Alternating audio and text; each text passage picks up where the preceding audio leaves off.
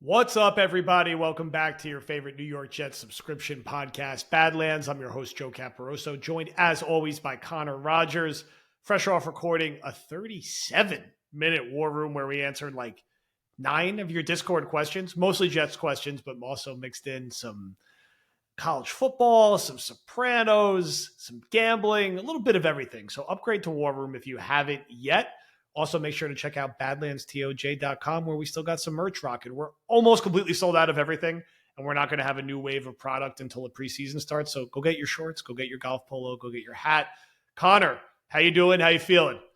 Feeling great. I'm getting closer to training camp, which is an unbelievable sentence to utter at this point. But yeah, we're almost there. Fingers crossed.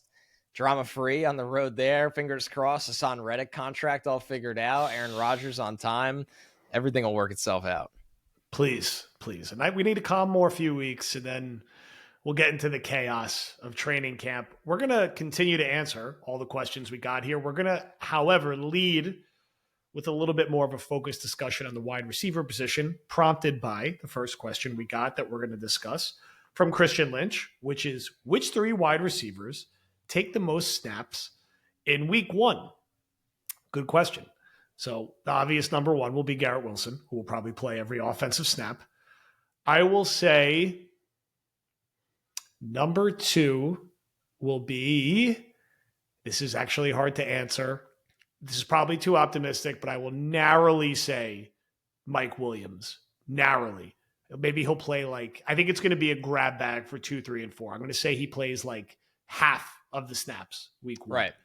I will say, this may also surprise people, I will say Xavier Gibson will be right behind him in the 3rd spot, maybe playing 40% of the snaps, and Corley and Lazard basically right behind him, kind of rounding it out, which is kind of scary. But so let's say they have 70 offensive snaps. Let's say we get 70 from Garrett. You get 37 from Mike Williams, 33 from Gibson, 29 from Corley, and 21 from Lazard is how I see it breaking down. A lot of Conklin, a lot of Ruckert, a lot of Braylon Allen, a lot of Breece Hall, a lot of targets for Breece Hall. And then maybe 7 Brownlee snaps or something. I almost said Gibson number 2, and that wouldn't shock me. And I can't believe I'm actually saying that. But now you understand why I think the Jets need another receiver. And I like Corley, but he's a day late. Was he round 3 rookie? It's hard to expect him to come in and play 50, 60, 70 snaps week 1. Mike Williams coming off his injury. Hard to expect him to come in and play 50, 60, 70 snaps week 1. They very well may, maybe this is wishful thinking with Lazard, they may default to being you're just going to play 50 snaps because you're a veteran and Aaron likes you. So that could very well be the case, but man, I don't want to see that, but it could probably happen. What do you think? I think you're on it. The one where I'm a little back and forth with is Lazard, and the fact that, he's making so much money. Is he bought in with Rodgers here, and Rodgers is on his ass, where you're looking at it and going, you're probably not going to get many targets, and you might not even honestly run a lot of routes, but you got to be out there to block all the time. Because here's the issue you run into.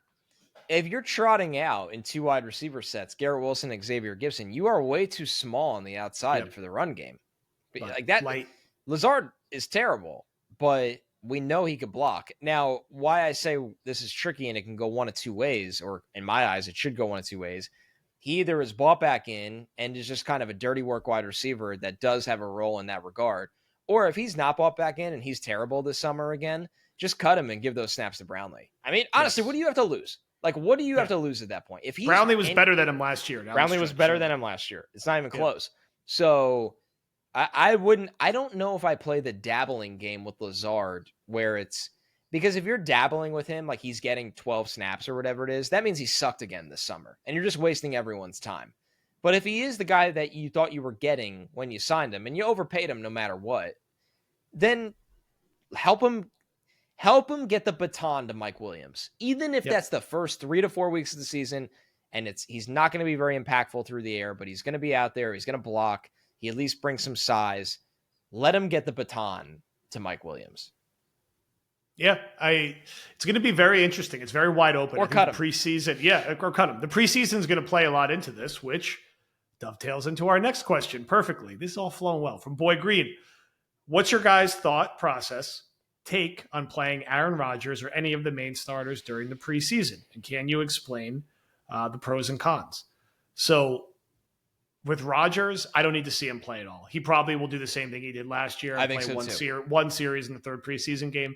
Mentally set your expectation to that. That's exactly what I think is going to happen again. I don't necessarily agree with it, but he's going to want to do it. And what he wants to do is going to happen. At receiver, I don't think we're going to see Mike Williams at all in the preseason. So everything we just discussed is a great time for Gibson, Brownlee, Corley to sort out who's going to play, along with Lazard. The four of them, candidly, like, hey, you four are battling for playing time behind Garrett Wilson and behind half of Mike Williams early in the season. Sort it out. Ton of targets, ton of routes. Yeah. Figure it out. There's not really like a receiver at the bottom, like Irv Charles is a special teamer. Like, there's not really someone there who I think is going to rise up unless they add someone. I don't want to see Breece Hall at all. Just let Davis and Braylon Allen chew up carries. Let them do the work there. Izzy, if he's healthy, should be getting a ton of work. Defense, man, like, I don't know, a couple series here or there for like Sauce and but not really. Like, I don't think I'd play Sauce. Like, keep him out. Like, what is the upside? Like, what do we? They scrimmage against like 40 teams this summer, which I also hate, by the way. I absolutely hate it. That Sauce, maybe it's different for the receivers because Rodgers and them need to get on the same page again. Where, I can't sit here and say don't play Garrett because maybe Garrett has to play when Rodgers does. But what is that? A series? 2 series? That's it. Like, don't. Not playing Sauce. Not playing Quinnen. We probably get no Reddick especially if he's late to camp. No Reddick. Not playing CJ. I don't ever want to see CJ Mosley wearing shoulder pads in a stadium at all. I don't want to see Quincy Williams playing. This is Surratt, Sherwood, McGregor, Leonard Taylor, Sandpaper Watts. Hot take. Kinlaw. I'm not playing. I wouldn't play Jermaine Johnson. Keep him out. Yeah, why? What are we doing? What do we need to see from them? They've been in the same defense their entire NFL lives. Remember they were playing Bryce Huff into the fourth quarter of the Hall of Fame game last year? Is this early sign of things to come? So stupid. It's almost like they needed somebody to go down there and tell them that he was in the game. Yeah. Insane. I don't need to see anything from this defense this preseason. They're going to get so much work. I think they overscheduled the scrimmages. I really do. I hate. It's hot. They fight. I get it's football. Like, everybody's done it throughout their lives. You whether you scrimmage other schools and at camps and everything like that. But no, in the NFL, if you did 1 or 2 joint practices, don't the Jets have 3 different? I need to look this up. Maybe I'm getting over my skis. I think the Jets have joint practices with 3 different teams this summer. I believe they do. Yeah, they have they have a higher than usual amount. I remember from my. They have them before every preseason game. Yeah, this year. That's not common, and gives me anxiety. I just want the again. Like, this is an old man take, but like, get the preseason over. Get me to the Niners game, man. Like, I already have anxiety about that Giants game, and he's going to play and he'll probably be fine. It was awesome last year when he played. He didn't get hurt. It's the only highlights we have, really. Yeah, but that first he'll want the series. Yep. The good feel series, and that's fine. That's fine. The preseason, let's get Fashanu a lot of reps. Get a lot of Fashanu. We're not getting any Tyron Smith, I can tell you that. Probably no Morgan Moses. It's Fashanu and Carter Warren all day. Oh, Tyron Smith. He's not even going to practice this summer. Yeah. I mean, not going to be in the state during the preseason games. Give him away. So here's the issue that we haven't talked about. Who the hell is playing quarterback this preseason? Like, I'm not kidding. That's a great question, actually. Jordan Travis. Can we bring Strebler back? Jordan Travis is not ready to play. Aaron Rodgers maybe plays a series or 2, which is fine, out of 3 games. I don't need to see Tyrod Taylor out there for a half. He's definitely going to get hurt if you play him. He gets hurt. You play him like 2.5 games in the preseason. Seems like not wise. Yeah, they're going to have to get another arm. Who's a funny veteran that just bring Simeon back to like play some preseason snaps. Yeah, I don't know if he'll want to do that, but Brett Rippon or something. But Andrew Peasley is on the roster. He is a 24-year-old quarterback that played college football for Utah State and Wyoming. Andrew Peasley's got some big third and fourth quarter preseason week one energy. Peasley 6 for 14, 41 yards, 1 touchdown at Kuntz, 1 pick. That's where we're headed, I think, for week one. Week two, you get maybe 3 quarters of Tyrod and then more of our boy there.